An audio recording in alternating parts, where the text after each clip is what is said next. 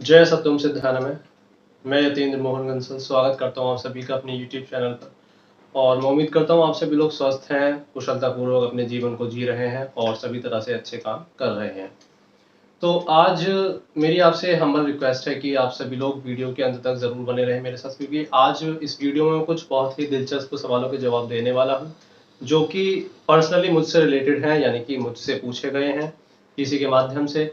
और उनकी ये जानने में दिलचस्पी है कि मैं वीडियोस रेगुलर बेसिस पे क्यों नहीं बनाता हूँ, या फिर वीडियोस बनाने का मेरा मोटिव रहता क्या है, किस किस टॉपिक से रिलेटेड मैं वीडियोस बनाता हूँ, और मेरे कितने यूट्यूब चैनल्स हैं, और वीडियो बनाने की शुरुआत मैंने कैसे की। तो इस तरह से बहुत सारे इंटरेस्टिंग क्वेश्चंस हैं जिनके मैं सारे जवाब इस वीडियो में देने जा रहा हूँ। तो मैं उम्मीद करता हूँ कि यदि आप थोड़ी सी भी दिलचस्पी रखते हैं मेरी वीडियोस देखने में, या मेरे वीडियोस के कंटेंट में आपको ज़रा भी दिलचस्पी है, तो आप अंत तक इस वीडियो में मेरे साथ बने रहेंगे। तो वीडियोस बनाने की शुरुआत से पहले मैं कुछ बातें ऐड करना चाहता हूँ जो कि हमारे बेस क्लियर करने के लिए ज़रूरी हैं। वो बातें कुछ इस प्रकार से हैं कि मुझे कुछ ना कुछ सोचने की हमेशा से आदत थी, लेकिन होता क्या था कि पहले एक क्लियर विज़न नहीं था, एक डायरेक्शन नहीं थी कि किस विषय में सोचना चाहिए। कुछ ना कुछ सोचता रहता था। ये बात 8th स्टैंडर्ड की है। जब मैं 8th क्लास में था तो एक दिन किसी पीरियड में मैं बैठे हुए सोच रहा था कि लोग मरते क्यों हैं। क्या ऐसा नहीं हो सकता कि जो लोग हमारे नज़दीक हैं, या जो हमारे अपने हैं, या जिनसे हमें प्यार है, जो हमारे समीप होते हैं, वो कभी मरे ही नहीं। फिर वहीं पे दूसरा क्रॉस क्वेश्चनिंग मेरे माइंड में होने लगी, यदि कोई मरेगा ही नहीं तो फिर इस दुनिया में तो बहुत सारे लोग पैदा हो जाएंगे, और सभी लोग एक साथ नहीं रह सकते, क्योंकि एक लिमिटेड स्पेस है इस अर्थ पे भी। आखिर कब तक कितने लोग एक साथ सरवाइव कर सकेंगे। तो इसलिए मरना भी पड़ता है और दोबारा जन्म भी लेना पड़ता है। लेकिन बहुत ज़्यादा उस समय कॉन्सेप्ट मुझे क्लियर था नहीं। अभी जो क्वेश्चन अराइज हुआ उस वक्त मेरे माइंड में, ये लेकर हुआ मेरे दादाजी को। यानी कि जब मैं करीब 7 या 8 वर्ष का था, जब मेरे ग्रैंडफादर एक्सपायर हुए थे, उसके बाद फिर ये, तब मुझे इतना पता नहीं था कि ये क्या हो रहा है, कैसे हो रहा है, क्यों हुआ। फिर बाद में ये क्वेश्चन इस तरीके के आने लगे मेरे दिमाग में। तो 8th क्लास की बात है, तब तक मैं गुरुजी से, यानी स्वामी सत्येंद्र जी जो मेरे गुरुजी हैं, मैं उनसे जुड़ा भी नहीं था तब तक। तो उसके बाद फिर ज़्यादा इन बातों पर ध्यान नहीं देते हुए मैं अपनी जो एजुकेशन थी उसको करता गया, और अपना खेलना कूदना रहता था ज़्यादातर, और पढ़ाई चलती थी, और ट्यूशन्स वगैरह रहते थे, ज़्यादा ये था। और दिलचस्पी जो मेरी उस समय ज़्यादा थी वो स्टडी के साथ साथ अपना मेरी आर्ट में भी थी, यानी कि ड्राइंग में, स्केचेस बनाने में, या किसी भी तरह की कोई पिक्चर मुझे पसंद आती थी तो मैं उसे ड्रॉ कर लेता था और कलर वगैरह करके उसको करता था। फिर उसके बाद बात आती है, जब 10th स्टैंडर्ड में था मैं, तो मुझे जॉन्डिस हो गया था, यानी कि जिसे हम पीले कहते हैं, जो कि लीवर की कमजोरी की वजह से या फिर किसी इन्फेक्शन की वजह से हो जाता है। नॉर्मली वो किसी को भी हो सकता है। तो उस वक्त जब मुझे पीलिया हुआ था, तो उसके बाद से क्या था कि मैं थोड़ा स्ट्रेस भी ज़्यादा लेने लगा था अपनी एजुकेशन को लेकर के। तो फिर बार बार जब परेशानी होने लगती थी डाइजेस्टिव सिस्टम से रिलेटेड, चाहे वो आपका लीवर में हो, या स्टमक में हो, इंटेस्टाइनल प्रॉब्लम हो, इसोफेगस की प्रॉब्लम हो, किसी भी तरह की प्रॉब्लम हो, मुझे जल्दी जल्दी होने लगती थी। फिर अब उसमें क्या था कि पढ़ाई का जो लोड था वो ज़्यादा होने लगा, और जो हमारा खेल कूद का समय था वो बिल्कुल घटने लगा, और एक स्तर पे वो बिल्कुल शून्य भी हो गया। क्योंकि जो हमारा फ्रेंड सर्किल था जिसके साथ मैं खेलता था, तो वो भी अपने पढ़ाई में और एजुकेशन में ज़्यादा डीपली अपना फोकस करने लगे, और वैसे ही खेलना कूदना हमारा कम हो गया। बट एक शौक था जो मुझे हमेशा से ही रहा है, वो स्पोर्ट्स में है, और अपना ये कि बैडमिंटन और क्रिकेट, इन दोनों में से मैं कुछ ना कुछ खेलता ज़रूर था। चाहे आधा घंटा 1 घंटा खेलना हो, लेकिन वो रेगुलर बेसिस पे नहीं हो पाता था।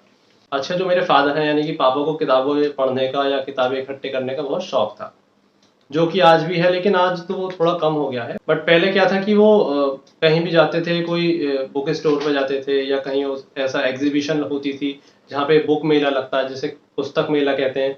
तो वहाँ से वो किताबें ले आया करते थे, और वो अलमीरा में रख दिया करते थे। उनमें से बहुत कम ही वो पढ़ पाते थे।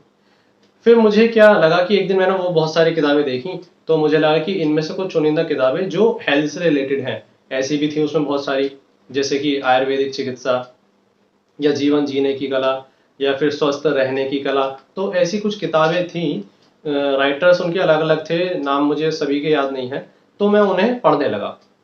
तो दिलचस्पी इस तरीके से शुरू हुई। कुछ तो इंटरेस्ट था मेरा, एक स्पेसिफिक विषय था अपने सब्जेक्ट से, उनमें था। लेकिन कुछ इंटरेस्ट मेरा क्रिएट इसलिए होने लगा क्योंकि मुझे किसी बात को लेकर परेशानी होती थी, तो मैं फिर सॉल्व करने लगता था खुद ही, क्योंकि होता क्या था कि मैं जैसे बचपन से मुझे एक साइनसाइटिस या फिर कफ से रिलेटेड कोई प्रॉब्लम रहती थी, जुकाम सर्दी जल्दी हो जाया करता था, तो अक्सर दवाइयाँ चलती थी मेरी, जिसमें कि एलोपैथिक चिकित्सा ही ज़्यादातर चलती थी। जो हमारे फैमिली डॉक्टर थे वो भी एलोपैथिक डॉक्टर ही हैं।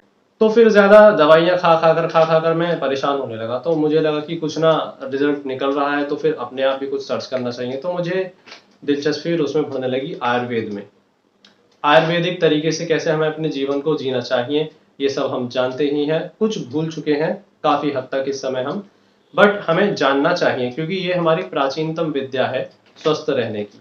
आयुर्वेद के माध्यम से ऐसा नहीं कह रहा मैं कि आप खुद ही कुछ अपने आप से अभी एक्सपेरिमेंट करने लगी, पहले पढ़ना पड़ता है, फिर प्रैक्टिकल करने होते हैं। तो कुछ उस विषय में और साथ ही उन पुस्तकों के साथ कुछ किताबें रखी रहती थी जो कि आध्यात्म से संबंधित थी। तो मैं उन्हें भी पढ़ने लगा और उसमें मेरी दिलचस्पी होने लगी। अच्छा लगता था क्योंकि फिलॉसफी को जब मैं जानता भी नहीं था, यानी कि दर्शन शास्त्र कहते हैं जिसे, तो कुछ ऐसे उसमें पहलू थे जो दर्शन शास्त्र से संबंधित थे, यानी कि लाइफ के बारे में जो हमारे बिलीफ्स होते हैं जीवन को लेकर के और हमारी जो मान्यताएं होती हैं उनसे संबंधित काफी पुस्तकों में लिखा रहता था, तो मुझे अच्छा लगता था पढ़ना। उनमें थोड़ी रुचि मेरी बढ़ने लगी। तो इसी तरीके से थोड़े-थोड़े सब्जेक्ट्स वो जुड़ते गए मेरी रुचि के अंदर, यानी कि मेरे इंटरेस्ट के अंदर। अब इसी के साथ ही एक और विषय था जो कि अंग्रेजी भाषा को लेकर था। हालाँकि हमारे पिताजी ने, यानी कि हमारे पेरेंट्स ने हमेशा हमें सपोर्ट किया है कि हमें अच्छी लाइफ़स्टाइल प्रोवाइड करा सकें। हमारे हमेशा शौक और जो हमारी इच्छाएँ हैं उन्हें पूरा करने की हमेशा कोशिश करी है और बहुत हद तक वो खरे भी उतरे हैं। अपने पूरे सामर्थ्य से जो वो कर सकते थे हमारे लिए उन्होंने आज तक किया है और वो आज भी बखूबी कर रहे हैं। तो उसमें क्या था कि हमें सीबीएसई बोर्ड में एजुकेशन दिलवाई क्योंकि वो चाहते हैं कि उनके बच्चे अच्छे से अच्छे स्कूल में पढ़ें, अच्छे से अच्छी विद्या प्राप्त करें, तो वो किया उन्होंने। बट क्या था कि इंग्लिश मीडियम स्कूल में पढ़ते वक्त भी मुझे पर्सनली, मैं अपना बता रहा हूँ, मैं ऐसा नहीं कह रहा कि सभी के साथ ऐसा होता है, इंग्लिश लैंग्वेज समझ नहीं आती थी तब। अब जबकि हमारा एक ही सब्जेक्ट हिंदी में होता था जो कि थी सिर्फ हिंदी, बाकी सारे सब्जेक्ट थे इंग्लिश लैंग्वेज में, बट अच्छे से समझ नहीं पाते थे क्योंकि इंग्लिश लैंग्वेज ही अच्छे से नहीं समझ पाते थे। तो इंग्लिश लैंग्वेज जो मैंने अच्छी तरीके से समझी वो था मेरा 10th की, जब मेरी 10th स्टैंडर्ड जो थी वो कंप्लीट हुई थी, उसके बाद वेकेशन जो होती है 10th की, उसमें मैंने इंग्लिश स्पीकिंग कोचिंग क्लासेस ली थी, ज्वाइन करी थी अपने बुलंदशहर में ही, यानी कि अपनी सिटी में ही। और ये सलाह भी मुझे मेरे पापा ने दी थी कि भाई तुम छुट्टियां पड़ रही हैं, कुछ कर लो, इसमें छुट्टियां वेस्ट करने से कोई फायदा नहीं है। तो उस वक्त ये ले ली और उनकी सलाह बहुत काम आई। जो अंग्रेजी भाषा थी वो उस समय से मेरी सुधरने लगी और इस विषय में, यानी कि ये विषय नहीं है, ये भाषा है, इस भाषा में मेरी जो दिलचस्पी थी वो और ज़्यादा बढ़ने लगी क्योंकि जब तक कोई चीज़ हमें समझ में नहीं आती है तब तक उसमें हम डीपली नहीं जा सकते और उससे रिगार्डिंग जो भी विषय हैं या जो भी बातें हैं उन्हें हम नहीं समझ सकते। तो साथ के साथ इंग्लिश लैंग्वेज को भी लेकर फिर मैं बहुत ज़्यादा मतलब क्यूरियस होने लगा और जानने की इच्छा होने लगी और क्या-क्या हो सकता है इसमें, कितना होता है, क्या-क्या चीज़ें होती हैं, उन सब पे भी मेरी स्टडी चलने लगी तब से। उसके बाद तब मैं 11th स्टैंडर्ड में आया, तो मेरी इंग्लिश काफ़ी हद तक अच्छी हो चुकी थी।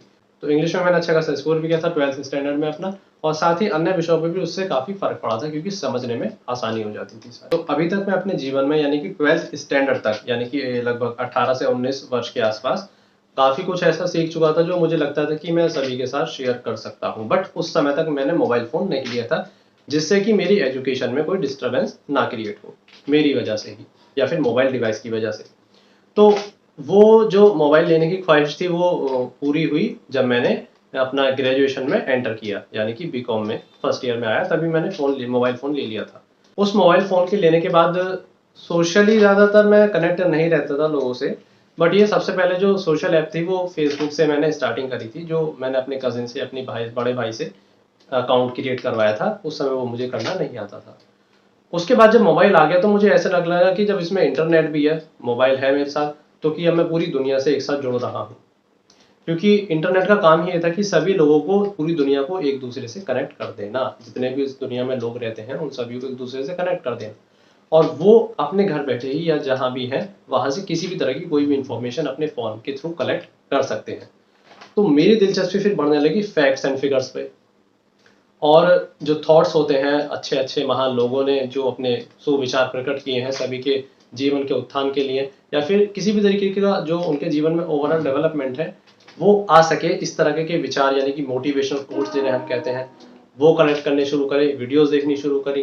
तो क्योंकि पहले से दिलचस्पी थी कुछ इस विषय में, अब और ज़्यादा होने लगी क्योंकि मोबाइल का सपोर्ट मिल गया। तो फिर मैंने डायरी बनाई अपनी और उसमें थॉट्स, फैक्ट्स, फिगर्स इकट्ठे करने लगा, चाहे वो हमारे बॉडी से रिलेटेड हो, एनवायरनमेंट से रिलेटेड हो, एनिमल से रिलेटेड हो, किसी से भी रिलेटेड हो। तो बहुत सारा डाटा और ऐसी मतलब इम्पोर्टेंट इन्फॉर्मेशन मैं कलेक्ट करता रहता था। जिस वक्त ज़्यादातर लोग सोशल मीडिया पर बिजी रहते थे या फिर मेरे साथ के जो मेरे फ्रेंड्स थे, तो उसी समय मैं कुछ और ऐसे विषय पर ध्यान दे रहा होता था जिससे कि ना सिर्फ मुझे बल्कि दूसरों को भी इसे जानने से फायदा हो सके। बट वीडियो बनानी मैंने तभी भी शुरू नहीं करी थी। अब आते हैं कि वीडियो का सिलसिला कैसे शुरू हुआ। वो शुरू कुछ इस प्रकार से हुआ, जब मैं गुरुजी से जुड़ा तो गुरुजी के पास क्योंकि बहुत सारे ऐसे विषय हैं जो उनके अवतरण की वजह से बिल्कुल नए हैं सभी लोगों के लिए, क्योंकि आज से पहले उन्होंने वो कभी जाना नहीं। कुछ ऐसे विषय हैं जिन्हें जानना बेहद ज़रूरी था। बट होता क्या था कि वीडियो बनाने का सबसे बड़ा बेनिफिट ये होता है कि मान लीजिए मैं कोई चीज़ जानता हूँ, कोई बात जानता हूँ किसी विषय में जिससे आपको फ़ायदा हो सकता है। तो एक तो ये तरीका है कि मैं 1 टू 1 डिवाइसेस के हटा दें यदि हम, तो 1 टू 1 आपसे मैं पर्सनली मिलके आपसे बात करूँ उस विषय में और बातचीत करें हम, चाहे कितनी भी देर की हो। अब क्या होगा, यहाँ एक लिमिट ये हो गई कि वो जो बातें सारी मैंने बताई आपको वो केवल आप तक ही पहुँची। यदि आपने किसी अदर पर्सन को वो शेयर नहीं करी तो वो आप तक ही सीमित रह जाएगी। तो वीडियो बनाने का सिलसिला जो गुरुजी की ये थिंकिंग थी वो ये थी कि भाई इतने सारे लोगों के साथ सत्संग होता है बैठ के, तो मैं नहीं चाहता कि ये केवल इन्हीं तक सीमित रहे। वीडियो एक ऐसा माध्यम है कि सभी लोगों तक वो जो नॉलेज है, प्रीशियस नॉलेज है, वो पहुंच सकती है। तो उस वीडियो में मैं भी इन्वॉल्व होने लगा, चाहे वो गुरुजी से कोई क्वेश्चन करना हो या फिर सत्संग में बैठ के उनकी बातों को ध्यानपूर्वक सुनना हो। तो वीडियोस में मेरा जो इन्वॉल्वमेंट था और वीडियो एडिटिंग का जो सिलसिला है वो भी इसी के दौरान शुरू हुआ। हुआ क्या कि जब पैंडेमिक का टाइम था, यानी कि जो कोरोना काल था अभी जो 2 साल पहले गया है, तो उसमें गुरुजी ने हमें ये मतलब सलाह दी कि भाई तुम्हारे अंदर जो स्किल्स हैं, जो बोलने की खूबी है या जो भी तुम्हें आज तक तुमने मुझसे सीखा है या किसी से भी सीखा है, तो वो दूसरों के साथ शेयर करना शुरू करो। क्योंकि ज्ञान का अर्थ होता है शेयरिंग में। यानी कि कोई भी आप नॉलेज अचीव कर रहे हैं किसी भी पर्सपेक्टिव से और किसी भी एस्पेक्ट में अपने लाइफ के, तो वो सीमित रह जाएगी यदि आपने खुद तक ही उसको सीमित रखा। यदि जो ज्ञान आपने आज तक अर्जित किया है उसका उपयोग नहीं कर पाए तो कोई फायदा नहीं है ज्ञान अर्जित करने का, क्योंकि ज्ञान की उपयोगिता ही उसके वितरण में है। यानी कि जितना आप ज्ञान अर्जित करते हैं उससे दूसरों को बेनिफिट हो सके, उसी में ज्ञान लेने जो होता है वो सफल माना जाता है। तो इसी तरीके से उन्होंने कहा कि भाई जिस तरीके से तुमने यहाँ पे जो कुछ सीखा है उसे बांटना शुरू करो अब, और वीडियोस के थ्रू आप बांटते हैं तो सबसे बेहतर होता है। क्योंकि एक तो इसमें क्या होता है कि जो आपको बात कहनी है वो ना केवल एक पर्सन यानी कि हजारों करोड़ों लोग उसे सुन सकते हैं यदि वो उस विषय में दिलचस्पी लेते हैं और उसको जानना चाहते हैं। तो पहली बात। दूसरी बात ये कि आपको किसी के साथ पर्सनली ऐसा नहीं लगता कि मतलब मुझे इतना सारा समय इनको देना पड़ रहा है या समझाना पड़ रहा है, इतनी देर में यदि मैं 10 लोगों के साथ बैठ के बातचीत करता तो उन्हें भी समझ में आता। तो एक ये वाला फैक्टर भी यहाँ पे खत्म हो जाता है। आपने एक वीडियो बना दी जो किसी विषय से रिलेटेड है, अब वो अपलोड कर दिया आपने, वो पड़ी रहेगी वीडियो। जितनी वो लंबा समय उस वीडियो को होगा उतने ज़्यादा लोग उसे देखेंगे और सर्च करेंगे, उन्हें ज़रूरत है मिल जाएगी, वो देख लेंगे, उनका बेनिफिट हो जाएगा। अब आपको वो बात रिपीट नहीं करनी पड़ेगी बार बार, किसी को समझाना नहीं पड़ेगा बार बार कि भाई देखो ये कहा था। अब आप ये कह सकते हैं उनसे कि इस विषय में आपको जानना है या कोई परेशानी है तो मैंने अपने यूट्यूब चैनल पे इसको अपलोड किया हुआ है, आप वहाँ पे जाके इसको देख सकते हैं। तो जिस वक्त हम गुरुजी की वीडियोस बनाते थे और उसी समय हमने एडिटिंग वगैरह वो सब खुद ही सीख ली, मैंने भी और मेरे अन्य जो गुरु भाई हैं उन्होंने भी। तो इसका बेनिफिट एक ये हुआ कि यदि आज हमें किसी विषय पर कोई वीडियो बनानी है तो हम खुद से बना सकते हैं। अब प्रॉब्लम क्या होती है, अब मैं अपनी थोड़े पर्सनली खुद के बारे में बताना चाहता हूँ कि इस वक्त जो हमारा टाइम है उसमें हमें फाइनेंशियल फ्रीडम भी अचीव करनी है। जो हमने आज तक अभी तक अचीव किया है किसी भी माध्यम से, चाहे वो किताबें पढ़कर हो, अपनों से बड़ों की सलाह लेकर हो, उनसे डिस्कशन करके हो, किसी से आर्ट सीख कर हो, चाहे वो यूट्यूब पर या फिर किसी भी अदर मीडिया के थ्रू हमने कुछ भी किसी से सीखा है, या फिर अपने पर्सनल एक्सपीरियंसेस से।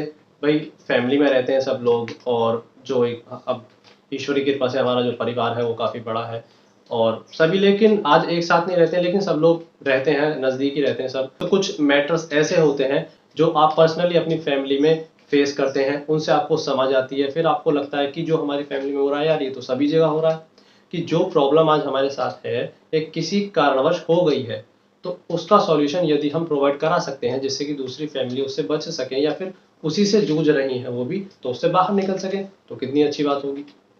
तो ऐसे बहुत सारे रीजंस हैं जिनकी वजह से वीडियोस बनाने का जो मकसद है वो होता है। बट होता क्या है कि इस समय मेरे साथ पर्सनली कुछ ऐसे निजी कारण हैं जिनसे मैं रेगुलर बेसिस पे वीडियो अपलोड नहीं कर सकता, चाहे वो वीकली हो, चाहे वो वंस इन अ मंथ हो। कुछ ऐसा टाइमिंग फिक्स नहीं है, क्योंकि अभी मैं प्रोफेशनली इसको अपना एक करियर के तौर पे नहीं देख रहा हूँ कि प्रोफेशनल यूट्यूबर मैं बन जाऊं। अगर ऐसा होता तो मुझे उसी एजेंडा के साथ चलना पड़ता और रेगुलर बेसिस पे वीडियोस अपने अपलोड करने होते और सब कुछ करना होता, बट ऐसा अभी नहीं है इंटेंशन मेरी। लेकिन क्या है, कुछ विषय ऐसे हैं जो जीवन से संबंधित है। आजकल जब मैं देखता हूँ कि लोग किसी प्रॉब्लम को लेकर परेशान हैं, और बहुत सारे लोग हैं ऐसे, इंक्लूडिंग मी, मैं भी कभी कभी किसी बात को लेकर परेशान हो जाता हूँ, तो मैं फिर उस पर चिंतन करता हूँ, क्योंकि मुझे आदत है चिंतन करने की, किसी विषय को लेकर बार बार सोचने की। तो फिर आंसर भी आपके अंदर से वो आने लगता है, और यही बहुत सूत्र है, यही ध्यान का सूत्र है कि जो सवाल आपके अंदर उठा है उसका जवाब भी अंदर है, बशर्ते आपको एक प्रोसेस से गुजरना होगा। वो प्रोसेस आपका खुद का है, ये जिसे कहते हैं ध्यान, जो कि रेही क्रिया योग यदि आप करोगे तो आप भी समझने लगोगे। तो यही कुछ कारण है जिसकी वजह से मैं वीडियोस बनाना चाहता हूँ। और ये तो मैं आपसे नहीं कह सकता कि मैं किस दिन एक स्पेसिफिक दिन वीडियो अपलोड करूंगा और वो आपको मिल जाएगी, बट हाँ, कुछ मेरे साथ बहुत सारे ऐसे टॉपिक्स हैं जो मतलब घटित हुए हैं पर्सनली भी, और जिन पर मैं वीडियोस बनाना चाहता हूँ जिससे कि लोग ज़्यादा से ज़्यादा अवेयर हों। तो मैं पर्सनली ऐसा समझता हूँ कि वीडियो बनाना एक बहुत ही अच्छा माध्यम है यदि आप किसी को किसी तरीके से कुछ अवेयर करना चाहते हैं, कोई ज्ञान देना चाहते हैं, और किसी तरह की कोई बात उनके साथ आप शेयर करना चाहते हैं, जिससे कि ना केवल एक अपितु एक से ज़्यादा लोग उसे सुन सकें और समझ सकें उसके माध्यम से। तो कुछ और इसमें अब एडिशनल बातें हैं जिन्हें मैं आपको बताना चाहता हूँ, जो कि काफ़ी दिलचस्प भी हैं मेरे पॉइंट ऑफ व्यू से। हुआ क्या था कि अभी मैंने हाल ही में फंक्शन अटेंड किया था, मतलब फैमिली फंक्शन ही था वो। तो उसमें मेरे कुछ कजिन्स मुझसे मिले, जो कि वो भी आए थे उस फंक्शन को अटेंड करने के लिए। मेरे छोटे भाई बहन हैं वो, और उनमें से एक भाई ने, यानी कि मेरे छोटे भाई ने मुझसे कहा कि भैया अब आप वीडियोस क्यों नहीं बनाते हैं। मैंने आपकी वीडियोस देखी तो मुझे वो बहुत अच्छी लगी, और मुझे तो उनसे मोटिवेशन भी मिली, यानी कि उसने एक ऐसे मोटिवेशनल स्पीकर का नाम लिया था जिसे बहुत से लोग पसंद करते हैं। उसने कहा कि मुझे उनसे ज़्यादा मोटिवेशन तो आपकी अच्छी लगती है। मुझे अजीब लगा थोड़ा ये सुन के, लेकिन फिर मुझे लगा कि हाँ, हो सकता है बिल्कुल, क्योंकि ज़रूरी नहीं कि जैसा हम फील करते हैं खुद के बारे में सामने वाला भी वैसा ही करे या फिर उसी पॉइंट ऑफ व्यू से देखे हमें। हो सकता है कुछ अलग ही नज़रिया हो उसका देखने का, या फिर उसे कुछ बहुत अच्छा लग गया हो ऐसा जिसकी वजह से वो चाहते हैं। तो ये बातें तो मैं कई बार सुन चुका हूँ कि आप वीडियोस रेगुलर क्यों नहीं अपलोड करते हैं या फिर क्यों नहीं लेकर आते हैं। तो मैं उनसे उस वक्त यही कह देता हूँ कि भाई इस वक्त जो मेरी दिनचर्या चल रही है उसमें मैं वीडियोस को अपना समय नहीं दे पा रहा हूँ, क्योंकि इसका एक कारण ये भी है कि जब मैं वीडियो बनाता हूँ तो सबसे पहला समय तो लगता है वीडियो बनाने में, यानी कि कैमरा सेट करना और फ़ोन से खुद रिकॉर्ड करना उस वीडियो को। उसके बाद जो सेकंड स्टेप आता है वो होता है वीडियो एडिटिंग का, जिसमें भी कुछ सब पार्ट्स हैं, बहुत माइन्यूट पार्ट हैं जिन पे हमें ध्यान देना होता है, तो वो भी मुझे खुद ही करनी पड़ती है। तो उसमें 2-3 गुना समय लग जाता है। यानी कि यदि मान लीजिए आपने 1 घंटे की वीडियो बनाई है, तो उसे कम से कम आप मान लीजिए कि 3 घंटे तो आपको उसको देने पड़ेंगे। तो कुछ ये एक फैक्टर है जिसकी वजह से टाइम थोड़ा ज़्यादा लगता है। और उसके साथ मैं कुछ आज निजी कारणों की वजह से नहीं बना पा रहा हूँ, क्योंकि मेरा फोकस कहीं दूसरे जगह पर भी है जहाँ मुझे खुद को सेट करना है। बट हाँ, ये है कि बहुत सारे ऐसे टॉपिक्स इकट्ठे हुए पड़े हैं जिन पे मुझे वीडियोस अभी बनानी है, और मैं बना नहीं पाया अभी तक कुछ कारणों की वजह से। तो एक कारण तो ये था। कुछ और हैं जो कि मैंने नोटबुक में एक पहले लिख लिए थे जिससे कि मैं याद रख सकूं। तो उनमें से दूसरा था, why comments are off on your videos, कि मेरी वीडियोस पर कमेंट्स क्यों ऑफ रहते हैं। तो देखिए, इसका बहुत सीधा सा आंसर ये है, मैं अभी एक प्रोफेशनल यूट्यूबर नहीं हूँ, तो मैं इस तरह का वीडियो का कंटेंट लेकर आता हूँ जो हो सकता है कि ज़्यादातर लोग उसको ट्रेंड में लेना नहीं पसंद करते हैं, क्योंकि ये विषय बहुत अलग है और डीप है, और ये जीवन से संबंधित है। ज़्यादातर लोगों को पसंद होता है एंटरटेनिंग कंटेंट। वो मेरा कंटेंट वीडियो का है नहीं, ना ही वो मेरा पर्पस है। तो कमेंट ऑफ करने का जो मकसद है वो ये है कि जब हम एक वीडियो अपलोड करते हैं उसके नीचे बहुत सारे एप्रिसिएशन वाले कमेंट्स आते हैं जिसमें लोगों को एप्रिसिएट करते हैं कि आपने वीडियो अच्छी बनाई है या इस तरीके की बातें लिखते हैं, तो बेहतर है, कोई बात नहीं। अब मैं आपको ह्यूमन साइकोलॉजी के पॉइंट ऑफ व्यू से इसका आंसर दे रहा हूँ, तो मैं उम्मीद करता हूँ आप इसे समझने की कोशिश करेंगे, जिसे कहते हैं मनोविज्ञान। यदि कोई एक कमेंट ऐसा आ जाता है, जो बहुत सारे लोग ऐसे होते हैं कि जो कुछ आपकी मतलब प्रगति को या तरक्की को देख के प्रसन्न नहीं होते हैं। उन्हें लगता है कि ये हमारे साथ के हैं और ये इस तरीके से वीडियोस अपलोड करते हैं, इतनी नॉलेज इन्होंने कहाँ से ली और पता नहीं क्या करना चाहते हैं, इनका पर्पस क्या है। तो एक उनका नेगेटिव माइंडसेट होता है। हालांकि अभी तक ऐसा ईश्वरी की कृपा से मेरे साथ हुआ नहीं है, लेकिन होता क्या है कि कोई आपको ज़बरदस्ती पुल करने की कोशिश करेगा, यानी खींचने की कोशिश करता है जब आप आगे बढ़ते हैं। तो कुछ कमेंट्स ऐसे आ जाते हैं कि जिन्हें आपको लगता है कि भाई आपका फोकस उसी पर जाएगा जो नेगेटिव रिजल्ट को लेकर हो सकता है। अब उसमें क्या होता है कि मान लीजिए आपने एक सफ़ेद कुर्ता पहना हुआ है, यानी कि आप मान लीजिए कि मैंने एक सफ़ेद कुर्ता पहना हुआ है, उस पर छोटा सा भी एक दाग नहीं है, तो वो सफ़ेद कुर्ता सफ़ेद ही है। बट छोटा सा उस पर एक स्पॉट लग जाता है ब्लैक कलर का, तो सबका ध्यान वहीं पे जाएगा। ये एक ह्यूमन साइकोलॉजी है, इसे मनोविज्ञान कहते हैं। क्यों? पूरा वाइट है वो तो उस पर तो नहीं जाएगा, लेकिन एक जो अलग है उसी पर जाएगा। तो उसमें क्या होता है कि कभी कभी जो यूट्यूबर्स होते हैं वो उन सब इन चीज़ों से भी जूझना पड़ता है और गुजरना पड़ता है। अब मेरा जो वीडियो में कंटेंट होता है उसमें कुछ मैं ऐसे कंटेंट के साथ वीडियो नहीं बनाता हूँ जिसमें लोगों को बहुत ज़्यादा क्वेश्चनिंग करनी पड़े। और यदि किसी के क्वेश्चंस रह भी जाते हैं, हालांकि मैं ऐसे डाउट छोड़ता नहीं हूँ वीडियोस में, बट रह भी जाते हैं, लेकिन कुछ लोगों को यदि ऐसा लगता है कि उन्हें कमेंट करके कुछ पूछना है या कुछ जानना है, तो वो मैं उन्हें अपना टेलीग्राम प्रोवाइड करा सकता हूँ। तो टेलीग्राम आईडी जो है मेरी, वो आपको नज़र आ रही होगी स्क्रीन पे। ये मेरा टेलीग्राम है। आप यदि आपको मेरी वीडियो से रिगार्डिंग कोई भी क्वेश्चन है या कोई बात डिस्कस करनी है, तो इस टेलीग्राम के थ्रू, टेलीग्राम आईडी के थ्रू आप मुझसे कांटेक्ट कर सकते हैं और मैं आपको जवाब देने की पूरी कोशिश करूँगा।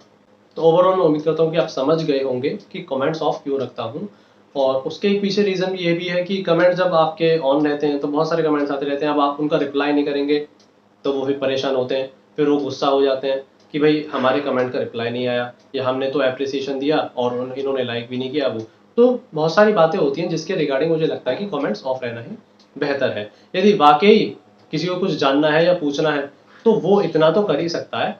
जो दूसरा जरिया हमने बताया हुआ है कांटेक्ट करने का, जिसके माध्यम से आप किसी हमारी वीडियो की कंटेंट से रिलेटेड आप कुछ पूछना चाहते हैं तो आप पूछ सकते हैं, कोई परेशानी नहीं है उसमें। आप यहाँ जाकर पूछ सकते हैं टेलीग्राम के थ्रू। तो ये सारी बातें मैं उम्मीद करता हूँ कि हो सकता है कुछ लोगों को कंफ्यूजिंग लगे एक बार सुनने में। यदि आपको सारी बातें समझ में नहीं आई है तो आप एक बार और इसको सुन सकते हैं, अच्छी तरीके से आपको क्लियर एक माइंडसेट मिल जाएगा मेरी ओर से।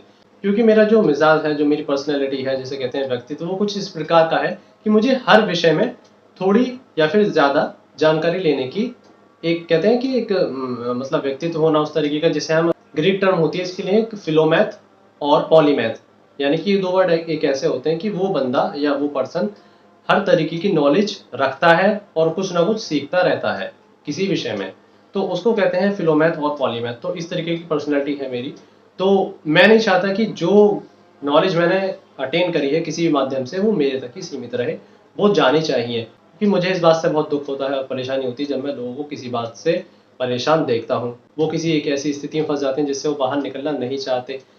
नहीं चाहते का कारण ये होता है कि वो ये रास्ता नहीं ढूंढ पा रहे कि निकल कैसे सकें इससे, या फिर कई तरह के उन्होंने तरीके अपना के देख लिए बट वो कामयाब नहीं हो रहे हैं। तो यदि फॉर्चुनेटली कुछ मैं ऐसा जानता हूँ तो मैं उन्हें बता सकूँ वीडियो के माध्यम से। तो ये मेरा मोटिव रहता है। ऐसा नहीं है कि मेरी इंटेंशन यूट्यूब के माध्यम से केवल अर्निंग करना है। वो तो मैं नहीं जानता कब होगी, होगी तो बेटर है, नहीं होगी तो भी कोई बात नहीं है। अब विषय पे आते हैं कि मेरे कितने यूट्यूब चैनल्स हैं और उनको बनाने का मकसद क्या है। जो मेरा फर्स्ट चैनल था यूट्यूब चैनल, वो तो मेरे नाम से ही आपको स्क्रीन पे शो हो रहा होगा, यतेंद्र मोहन कंसल। ये मेरा पहला चैनल है जो मैंने क्रिएट किया था गुरुजी के आदेश अनुसार। गुरुजी ने हमें इसकी सलाह दी थी और प्रेरणा भी दी थी कि भाई तुम अपना चैनल स्टार्ट करो, उसके माध्यम से जो जो तुम ज्ञान अर्जित कर रहे हो उसको शेयर करना सबके साथ शुरू करो। तो ये पहला चैनल है और इस पे 2 साल पहले करीब पहली वीडियो मैंने अपलोड करी थी। इस चैनल पे जब आप जाएंगे तो आप सेपरेट प्लेलिस्ट मैंने बनाई हुई है बाकायदा, एक बहुत ही सिस्टमेटिक तरीके से, क्योंकि मैं सिस्टम को बहुत हर तरीके से मतलब सिस्टम को प्रेफरेंस देता हूँ और आप सभी को भी देना चाहिए, क्योंकि सिस्टमेटिक तरीके से जब हम सब काम करते हैं या एक हमारी सोसाइटी में, समाज में एक अच्छे सिस्टम की स्थापना होगी, तभी सभी लोग एक अच्छे तरीके से जीवन जी पाएंगे। तो ये तो बहुत छोटी सा एग्जांपल दे रहा हूँ मैं आपको सिस्टम का, कि आप सिस्टमेटिक तरीके से प्लेलिस्ट बनाई हुई है, मैंने क्रिएट की हुई है, आप जाके वहाँ देख सकते हैं। और इस वक्त आपकी स्क्रीन पे देख सकते हैं कि प्लेलिस्ट के जो कंटेंट है वो आ रहे होंगे, आपके चल रहे होंगे, जिसमें मैं आपको पढ़ के बताता हूँ। पहला कंटेंट है, जो प्लेलिस्ट है, स्टंट्स, करतब एंड अदर एक्सरसाइजेज। इसमें जो कुछ स्टंट हैं जो हमने किए हैं अब तक, और कुछ जो मैंने एक्सरसाइजेज करता हूँ वो वीडियोस डाली हुई हैं। बी अवेयर है, इसमें कुछ वो वीडियोस हैं जो जिसके बारे में आपको अवेयर होना चाहिए। मुग्दर वर्कआउट है। YMG योगा है, यानी कि जो योगासन मुझे करने पसंद है जिससे आपको लाभ हो सकता है, वो सारी बातें हैं इसमें। माई टेरेस गार्डन, यानी कि जो मुझे गार्डनिंग भी पसंद है, क्योंकि नेचर से मेरा बहुत लगाव है और हमेशा रहता है, तो ये टेरेस गार्डन की कुछ इसमें मेरी फुटेज और वीडियोज़ हैं। YMG कवर्स, यानी कि मुझे गाने गाने का शौक है, गुनगुनाने का, तो मुझे एक दिन लगा कि गाना गाना। तो इसी में नेक्स्ट प्लेलिस्ट का नाम है 87 मिशन। 87 मिशन के अंतर्गत आप देखेंगे कि 87 मिशन को लेकर जो भी मेरा चिंतन रहता है या संबंधित विषय हैं, उन सभी पर आप इसमें वीडियोस देख सकते हैं। नेक्स्ट है स्पोर्ट्स, गेम्स एंड आर्ट, यानी कि स्पोर्ट्स में और गेम्स में मेरी हमेशा से दिलचस्पी रही है, और आर्ट में भी, तो उससे संबंधित वीडियोस आप इसमें देखेंगे। नेक्स्ट है love for nature and it's creature, यानी कि नेचर से मेरा हमेशा से लगाव है, जैसे कि मैंने अभी आपको पहले ही बताया था।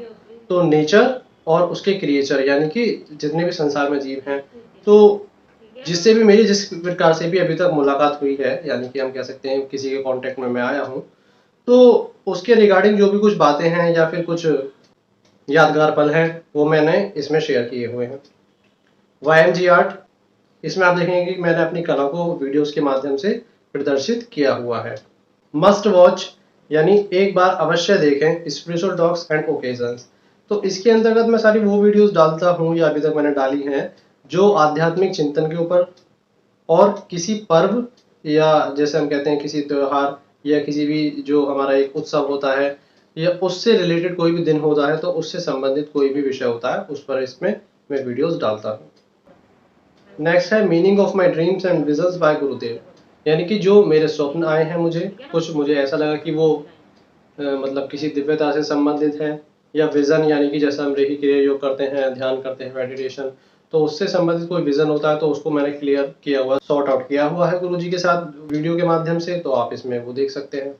तो ओवरऑल मैं बात करूं तो इस मेरे यूट्यूब चैनल पे आपको सभी तरह की मेरी वीडियोस मिल जाएंगी, और सेपरेट प्लेलिस्ट है, आप जाके उसमें देख सकते हैं अपनी रुचि अनुसार और आवश्यकता अनुसार। अब मैं बात करूं दूसरे चैनल की, तो उसकी शुरुआत कुछ इस प्रकार से हुई, जिसका नाम है वॉरियर YMG, आपकी स्क्रीन पे आ रहा होगा, इस वक्त आप देख रहे होंगे। तो ये चैनल जो है, आप इसको भी सब्सक्राइब कर लीजिए और नोटिफिकेशन बेल पे क्लिक कर दीजिए, जिससे कि जैसे भी कोई वीडियो अपलोड होती है तो आपको उसका पहले नोटिफिकेशन आ जाए और आप वीडियो उसको देख सकें। तो इसमें आपको क्या करना है कि एक तो क्या है कि ये शुरुआत इसकी इस तरीके से हुई कि ये 2 साल पहले की बात है। तब मैंने अपने मोबाइल में एक गेम डाउनलोड किया था जिसका नाम था शैडो फाइट 3। शैडो फाइट 3 मेरा फेवरेट गेम है, जो अभी तक मैंने जितने भी गेम्स मोबाइल में खेले हैं। मैं ऐसा नहीं कह रहा कि किसी को इंस्पायर कर रहा हूँ गेम खेलने के लिए, ये आपकी अपनी चॉइस है। आप बैलेंस बनाते हुए, यानी कि हर चीज़ में, अपने काम में, अपने काज में बैलेंस क्रिएट करते हुए सारी चीज़ों का आनंद ले सकते हैं, लेकिन उसकी उपयोगिता और आवश्यकता अनुसार। तो ये गेम को डाउनलोड करने का मकसद ये था कि मुझे जितने भी एंशियंट टाइम में जो हमारे वेपन्स है वो यूज़ किए जाते थे, उस तरह का जो हमारा आर्मर्स होते थे, ड्रेस होती थी, एक ड्रेस कोड होता था, ड्रेस फॉर्म होती थी, तो वो सारी चीज़ों से बहुत लगाव है मेरा। तो उसी के रिगार्डिंग मुझे ये गेम दिखा नज़र आया, तो मैंने ये डाउनलोड किया, क्योंकि इस फ़ोन में, यानी कि इस जो मेरे पास इस वक्त मोबाइल फ़ोन है, इसमें मैं कर सकता था, तो किया। अच्छा क्या था कि इसमें मैंने ओरिजिनल वर्जन इसका किया था, चाहता तो मैं हैक भी कर सकता था, लेकिन उसमें फिर वो वाली बात आती है कि आपका अपना स्वाभिमान भी है और आपकी एक ट्रस्टवर्दीनेस होती है खुद को लेकर भी, कि चीटिंग नहीं करना है, मतलब किसी के साथ या खुद के साथ भी, कि आपने हैक्ड वर्जन ले लिया और उसमें अनलिमिटेड जो पावर्स हैं उनका यूज़ कर रहे हैं आप। तो बहुत ही शानदार तरीके से मैंने इसको खेला था, इस पर मेहनत करी थी, मैं कह सकता हूँ। तो उसके कुछ जो अच्छे पल हैं, लम्हे हैं, जो वीडियो गेम दौरान मुझे महसूस हुए, और वो मैंने शेयर किया हुआ है। तो जो वीडियो गेम लवर्स हैं वो इनको देख सकते हैं और आनंद ले सकते हैं। कुछ ही आता है, बट कोई बात नहीं, है तो सही। तो इसमें जब हम बात करेंगे प्लेलिस्ट की, तो प्लेलिस्ट में आपको सबसे पहले प्लेलिस्ट मिलेगी रिलैक्सिंग एंड मेडिटेशन म्यूजिक, यानी कि वो लोग जो मेडिटेशन करने से पहले एक म्यूजिक की तलाश में रहते हैं। हालांकि ऐसा मेरे हिसाब से मतलब ये एग्जैक्ट या एक्चुअल तरीका नहीं है, उसका एक अपना ध्यान का तरीका होता है जो रीक्रिया योग का है या अन्य विधियां भी हैं। बट क्या है कि कुछ लोगों को म्यूजिक में ज़्यादा दिलचस्पी होती है और कभी कभार उनको सुनना पड़ जाता है। तो उसके रिगार्डिंग मैंने ये वीडियो एक अपलोड की हुई है, आप चाहें तो इस वीडियो को देख सकते हैं। देखना तो इसमें कम है, सुनना ज़्यादा है और महसूस करना है, उसके बाद आपको ये मेंटल पीस प्रोवाइड कराएगी। उसके बाद है एक इसमें प्लेलिस्ट मेरे अनुसार यानी अकॉर्डिंग टू मी, ये बहुत ही दिलचस्प एक विज़न को लेकर मैंने प्लेलिस्ट स्टार्ट करी थी, लेकिन ज़्यादा वीडियोस इस पर मैं अपलोड नहीं कर पाया हूँ अभी तक। तो पहली जो वीडियो है वो आप देखिए, बहुत ही शानदार है। उसमें मैंने 2 यूट्यूब चैनल्स के बारे में बताया हुआ है जो आपको सब्सक्राइब ज़रूर करने चाहिए और जिनकी वीडियोज़ आपको ज़रूर देखनी चाहिए। तीसरा है my gaming skills in Shadow fight 3, यानी कि एक गेम के बारे में जिसकी जो मुख्य शुरुआत हुई थी इस चैनल को लेकर के वो। तो बाकी इस चैनल पे मेरा अभी एक मन है कि जितने भी हमारे महान पुरुष हुए हैं या महान स्त्रियां हुई हैं या हम कहें कि ओवरऑल महान आत्माएं हैं, तो उन्होंने अपने जो विचार प्रकट करे हैं समाज में फैली कुरीतियों को लेकर या दूसरे लोगों को लेकर उनके अपलिफ्टमेंट के लिए जो उन्होंने सोचा है, या अपने पर्सनल एक्सपीरियंसेस से उनके जो विचार उनके दिमाग में आते थे जो आज हम कोटेशंस के रूप में पढ़ते हैं, तो उसकी एक सेपरेट प्लेलिस्ट में बनाऊंगा जल्द ही और उनकी वीडियोस लेकर आऊंगा। तो उसमें मैं ये समझाने की कोशिश करूंगा कि हर एक विचार कितना मतलब गहराई व्यक्त करता है अपने आप में। जैसे कि सुविचार तो दुनिया में सभी लोग कहते हैं अपने एक्सपीरियंस के बेस पे और अपने ज्ञान के अनुभव के माध्यम से, but one of my favourite is that all power is within you can do anything and everything by Swami Vivekananda. तो ये बहुत ही शानदार थॉट है, बहुत ही शानदार कोटेशन है। तो इसमें बहुत ही बारीकियां छुपी हुई हैं जिन्हें हम एक्सप्लेन करेंगे या समझने की कोशिश करेंगे तो बहुत कुछ हम इस थॉट के माध्यम से सीख सकते हैं। तो ऐसे ही बहुत सारे थॉट्स हैं जिन्हें मुझे पर्सनली लगता है कि उनके ऊपर एक वीडियो बनानी चाहिए या फिर सभी थॉट्स के ऊपर छोटी छोटी वीडियोस बनानी चाहिए। तो मेरा प्रयास रहेगा वो वीडियो बनाने का। तो आप इस चैनल से भी अवश्य जुड़ जाएं। ऐसा नहीं है कि जो आपको पहले चैनल पे मेरे मिलेगा यतीन्द्र मोहन कंसल के जो नाम से, वही कंटेंट आपको इस पे मिलेगा। दोनों पे अलग अलग कंटेंट्स मिलेंगे आपको। अब मैं बात करता हूँ अपने तीसरे चैनल की जिसका नाम है YMG ब्लॉग्स, यानी कि चैनल आप सर्च करेंगे YMG ब्लॉग्स तो वो आ जाएगा यूट्यूब पर। अब उस चैनल को शुरुआत करने की जो मंशा थी या फिर ये कहें कि जो उद्देश्य था मेरा, वो कुछ इस प्रकार से था कि एक मुझे एक्स्ट्रा जीमेल आईडी की ज़रूरत थी जो किसी कारणवश मुझे क्रिएट करनी पड़ी थी काम को लेकर ही। और वो जब क्रिएट हो गई तो जाहिर सी बात है कि आपका जो यूट्यूब चैनल है वो भी ऑलमोस्ट क्रिएट हो गया। आप चाहें तो आप उस पर वीडियोस अपलोड कर सकते हैं। तो मुझे लगा कि क्योंकि मुझे जो शेयर करना पसंद है या फिर हालांकि मैं अभी तक ज़्यादा नहीं कर पाया हूँ, कुछ एक स्पेसिफिक टॉपिक के रिलेटेड ही मैं अभी तक शेयर की हैं, बट जो मेरी अपनी स्वेच्छा के अनुसार है वो मैंने अभी तक नहीं की है। लेकिन कभी कभी मौका मिलता है तो मैं जाता हूँ, लेकिन उन सभी शेयर की मेरे पास वीडियोस नहीं है अवेलेबल। बट जो थी, जो मुझे लगता है कि जो बेस्ट है, जो एज अ व्लॉग आप शेयर कर सकते हैं दूसरों के साथ, तो वो मैंने की है। और वो उसमें ज़्यादातर है प्रकृति से संबंधित जगहें, चाहे वो किसी विलेज से रिलेटेड हो यानी किसी गांव से संबंधित हो, या फिर ऐसी जगह से जो कुदरत के बीचों बीच है, हरियाली बहुत ज़्यादा है और पेड़ पौधे हैं और peace of mind you can feel at that place. तो इस तरह की जो जगहें हैं उन पे जाना मुझे बहुत पसंद है। और मुझे लगता है कि कोई ऐसी जगह है जिसे देखकर आपको भी अच्छा महसूस हो सकता है, तो मैं कोशिश करूँगा कि उस पर भी व्लॉग अपना बना सकूँ।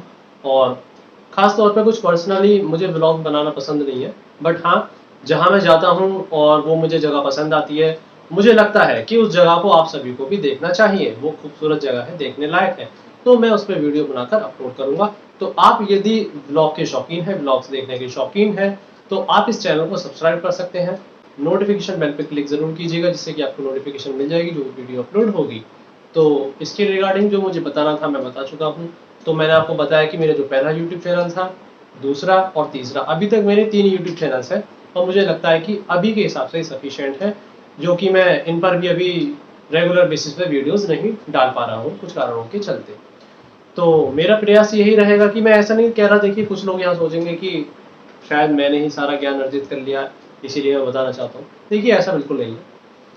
बस मेरा उद्देश्य केवल इतना है कि आज जो मैं वीडियो के माध्यम से आपको सारी बातें बता रहा हूँ वही मैं अपनी रियल लाइफ में अपने दोस्तों से बात करके या अपने परिवार के जनों से, किसी को कुछ ऐसी समस्या होती है तो मैं उनके साथ डिस्कशन में इन्वॉल्व हो जाता हूँ और पूरा प्रयास करता हूँ कि किसी भी तरीके से जो मेरे अनुसार मैं उनका हल निकलवा सकूँ उस स्पेसिफिक प्रॉब्लम को लेकर। या फिर कोई ऐसा टॉपिक छिड़ जाता है जो हमारे समाज में सनातन धर्म को लेकर खास तौर के, या फिर किसी भी ऐसे विषय को लेकर भ्रांतियां फैला रहे हैं, या फिर क्या हम कह सकते हैं कि कुरीतियां फैला रहे हैं, तो उनको दूर करने का मेरा प्रयास रहता है। लेकिन पर्सनली आप कब तक करते रहेंगे? पर्सनली करना पड़ता है, बट हर किसी को समझाना ये पॉसिबल नहीं है, इसमें समय बहुत खर्च होता है। तो इसीलिए मेरा ये जो है अपना पर्सनली ऐसा मानना है कि जो भी मैं जानता हूँ केवल इतना ही है ओवरऑल, वो आपके साथ शेयर कर सकूँ। यही मेरा वीडियोस बनाने का मोटिव रहता है। बाकी मेरा कोई ऐसा उद्देश्य नहीं है कि मैं ये कुछ शो कर रहा हूँ और या फिर कुछ एक्स्ट्राऑर्डिनरी बनकर दिखा रहा हूँ। तो ऐसी कोई बात नहीं है। अगर होती है तो वो आप, यदि वाकई में बौद्धिक स्तर को, अच्छे बौद्धिक स्तर को प्राप्त है, तो आप इन चीज़ों को पकड़ लेंगे वीडियो के दौरान ही।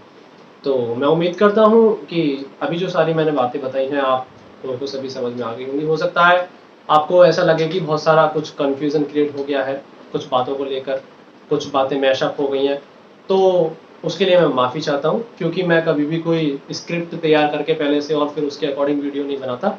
मुझसे ये नहीं होता है, जिसे हम कहते हैं रटाफिकेशन वाली जो चीज़ होती है। बट हाँ, एक कंसेप्ट क्लियर रहता है माइंड में कि किसको लेकर वीडियो बनानी है, फिर उसके ऊपर चाहे 10 मिनट लगे या 1 घंटा लगे या 2 घंटे लगे, तो वो मेरी कोई इसमें लिमिट नहीं रहती है। बट हाँ, ये है कि जो कंटेंट होता है उसमें पूरा मेरा प्रयास रहता है कि उसमें किसी तरह का मैं कॉम्प्रोमाइज़ नहीं करूँ किसी बात को लेकर या किसी विषय को लेकर, कि छोटी सी वीडियो बना दो जल्दी से, लोग देखेंगे, छोटी वीडियो ज़्यादा देखना पसंद करते हैं, तो मज़ा आ जाएगा। और लंबी वीडियोस क्या है, तो मेरा इसमें यही कहना है कि आप वीडियो शॉर्ट है, लॉन्ग है, इस बात से ज़्यादा उस बात पे आपको ध्यान देना चाहिए कि वीडियो का कंटेंट क्या है और जो वीडियो मेकर है वो क्या समझाना चाहता है और किस बात को क्लियर करने का प्रयास कर रहा है या कर रही है। कोई भी बना सकता है वीडियो। तो मैं उम्मीद करता हूँ कि जो सारी बातें मैंने समझाई है इस वीडियो में, आप सभी लोग उन्हें समझ पाए होंगे और पर्सनली थोड़ा बहुत मुझे भी समझ पाए होंगे कि मेरा क्यों दिल करता है वीडियोस बनाने का या क्यों आप तक कुछ बातें पहुंचाने का मन करता है। तो मैं चाहता हूं कि आप सब लोग भी मुझे सपोर्ट करें। सपोर्ट आप इस तरीके से कर सकते हैं कि जो आपको मेरी वीडियोस पसंद आती हैं, आप उन्हें अपने फ्रेंड्स सर्कल में, फैमिली सर्कल में या जो भी कॉन्टैक्ट्स हैं उनके साथ आप शेयर कर सकते हैं। और मैं नहीं समझता कि शेयरिंग करने में कोई बुराई है, और ख़ास तौर पे वो जिसमें किसी दूसरे का बेनिफिट भी हो। तो आप मेरे तीनों चैनल्स को, हम्बल रिक्वेस्ट है, आप सब्सक्राइब कर लीजिएगा प्लीज़। नोटिफिकेशन बेल पे क्लिक ज़रूर कर लीजिएगा और वीडियो आपको पसंद आती है ज़रूर, वाकई में आपको लगता है कि कंटेंट दमदार है, तो लाइक ज़रूर कीजिएगा, उससे मनोबल बढ़ता है। तो एक खुशी महसूस होती है, मतलब साइकोलॉजी आप इसे समझ सकते हैं। ऐसा नहीं है कि वीडियोस आप लाइक नहीं करेंगे तो मतलब मैं वीडियोस नहीं बनाऊंगा आपके लिए, कुछ नहीं करूंगा। ये तो मेरा प्रयास रहेगा ही, बट आपके सपोर्ट की भी ज़रूरत पड़ती है, इस बात को आप समझ सकते हैं। तो इस वीडियो को मैं यहीं विराम देता हूँ और जल्दी मिलेंगे नेक्स्ट वीडियो में। और मेरा पूरा प्रयास रहेगा कि नेक्स्ट वीडियो जो आने वाली है बहुत ही एक इंटरेस्टिंग टॉपिक के ऊपर है, जिसे मैं थोड़ा सा हिंट दे देता हूँ आपको। जो हमारे मस्तिष्क से संबंधित है, यानी कि मनोविज्ञान कह सकते हैं उसे, या फिर हकीकत में जो हमारे मस्तिष्क की संरचना है उसको किस तरीके से हम समझ सकें, जिससे कि हम अपने जीवन को पूर्ण रूप से जी सकें, ना कि हम अपने जीवन को केवल काट दें। कहते हैं ना कई लोग कि जीवन में क्या चल रहा है, उनसे पूछो तो कहते हैं भाई कट रहा है जीवन। तो जीवन को काटना नहीं है, जीवन को अच्छी तरीके से जीना है। उसको जीने के लिए हमें अपने मस्तिष्क को, यानी कि अपने दिमाग की संरचना को समझना जरूरी है। मिलते हैं नेक्स्ट वीडियो में, तब तक आप अपना ध्यान रखिए। जय सत्यम सिद्धाय नमः। जय हिंद, जय भारत।